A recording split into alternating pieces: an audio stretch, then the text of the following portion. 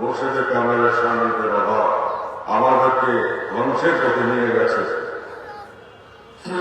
তাই এই কঠিন সময়ে আমরা বাংলার মুসলমান যারা আছি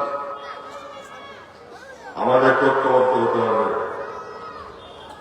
আমি যতবার বলেছি আমি বলেছি আমাদের সক্রিয়তা, আমাদের তাহজিব তমদ্দুন ঠিক রেখে, আমাদের ধর্মকে ঠিক রেখে, আমাদের আমল এবং আকীদাকে ঠিক রেখে, আমাদের আখলাককে ঠিক রেখে তারপর অন্য ধর্মাবলম্বীদের প্রতি ইসলাম সম্মত এবং প্রদত্ত বিধান অনুযায়ী আমাদের আচরণ করতে হবে, মানবিক আচরণ করতে হবে।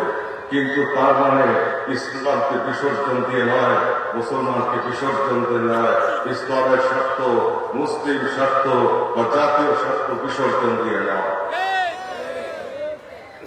সামনে যে সময় আসছে সেই ভয়াবহ সময় দেশকে বাঁচানোর জন্য সেই অঙ্গীকার এবং প্রত্যয় এদেশের সমস্ত মুসলিম ভাই বোনদেরকে একতাবদ্ধ করার নিয়তে সেই সঙ্গে অন্য নিরীহ ধর্মাবলম্বী যারা আছে ইসলামের বিধান, শরীয়তের বিধান অনুযায়ী তাদেরকেও সাথে রেখে আমাদেরকে জাতীয় ঐক্য গঠন করতে হবে।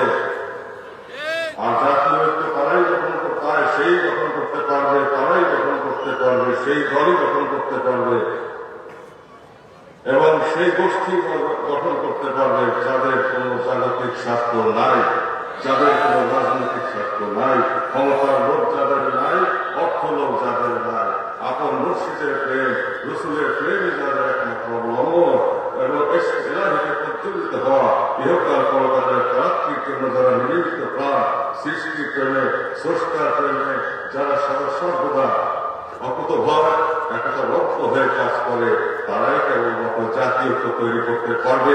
স্বার্থান্বেষী মহল যারা দেশকে এতদিন পরিচালনা করেছে তাদের দ্বারা জাতীয় ঐক্য হতে পারে না।